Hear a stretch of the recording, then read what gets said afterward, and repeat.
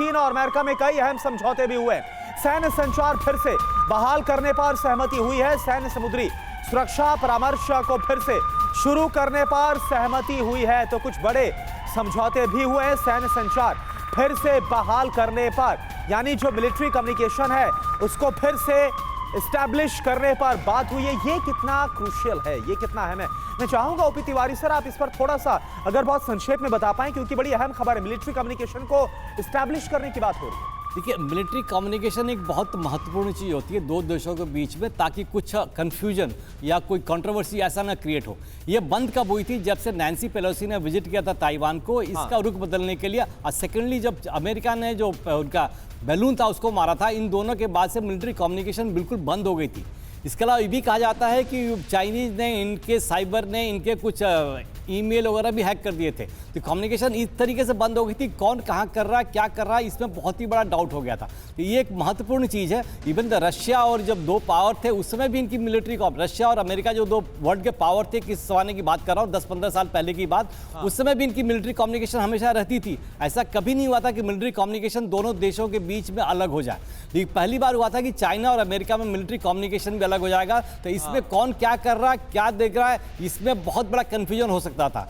इसलिए कहीं गलती से भी हो सकता था, कहीं इंटेंशनल भी हो सकता था। तो इसको अवॉइड करने के लिए, यानी कुल मिलाकर सर, जो गलत फहमियां हैं वो गलत फहमियां ना रहे, कोई मिसकम्युनिकेशन ना हो, और इस मिसकम्युनिकेशन, इस गलत फहमी का असर ये ना हो कि तनाव और ज्यादा गहराता जाए। इसलिए इसको एस्टैब्लिश करना भी जरूरी था। एक और सर बड़ी खबर का रुख कर रहे हैं।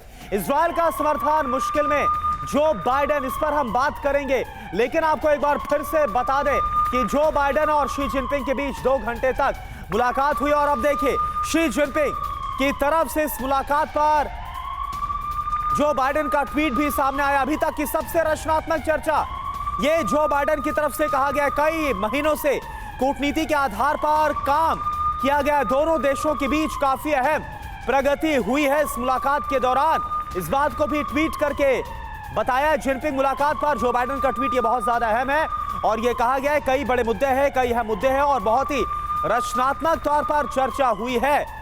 और यानी कि ये जो ट्वीट है अपने आप में बताने के लिए काफी है कि मुलाकात जब हुई है तो इस मुलाकात के बाद किस तरह से दोनों देशों के बीच रिश्ते सुधरते हुए नजर आएंगे। ये ट्वीट श्रद्धेंदु सर ये क्या बतला रहे हैं, क्योंकि बड़ी अहम बात यहां पर कही जा रही है। दोनों देशों के बीच रचनात्मक तौर पर चर्चा हुई है। क्या बतलाना चाहते हैं जो बाइडेन और इसका क्या असर दूरगामी देख पा रहे हैं? देखिए, इसका तो मैं सिर्फ एक कूटनीतिक आंसर निकालता हूं कि जब दो नेता बात करते हैं तो उसका कुछ आउटकम आना चाहिए। और ये आउटकम ये है कि हमारा रचनात्मक कदम है। रचनात्मक कदम को ग्राउंड में आप कैसे इंप्लीमेंट करेंगे, ये देखने वाली बात है।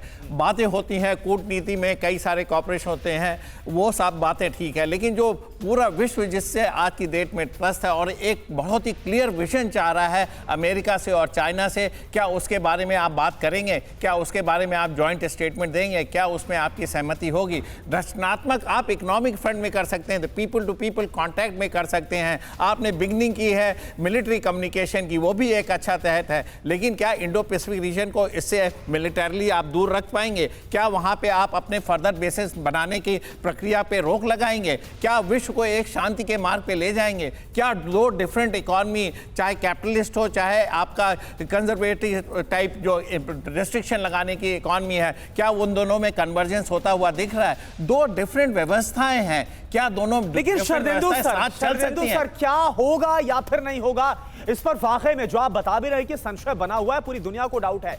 लेकिन ये जो जेस्चर दिखाया गया है दोनों नेताओं की तरफ से और जो बात कही जा रही जो बाइडेन की तरफ से कि हमारी जो चर्चा है वो बहुत अच्छे माहौल में हुई है, बेहद रचनात्मक हुई है, ये जेस्चर क्या वाकई में जो वर्ल्ड ऑर्डर है पूरी दुनिया पर, वर्ल्ड मार्केट पर, वर्ल्ड ट्रेड पर कोई असर डालता हुआ नजर आएगा क्या?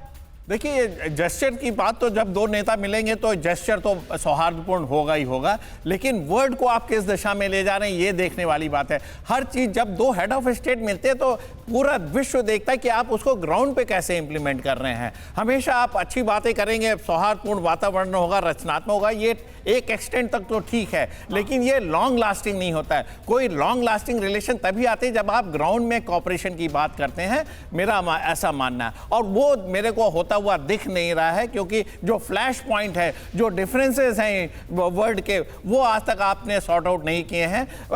बेसिकली आप मिलके एक कॉन्फिडेंस बिल्डिंग का आपने एक पहल की है। नेक्स्ट मीटिंग में हो सकता है कि आप किसी अहम मुद्दे पे चर्चा करके वह पूरे विश्व को अवगत कराएं, लेकिन बहुत सारे देशों की निगाहें आपके ऊपर हैं और जो आपके 21 एपेक के देश हैं वो भी आपकी तरफ देख रहे हैं कि आप क्या कंक्लूजन निकालते हैं, किस दिशा में वर्ल्ड को ले जा रहे हैं।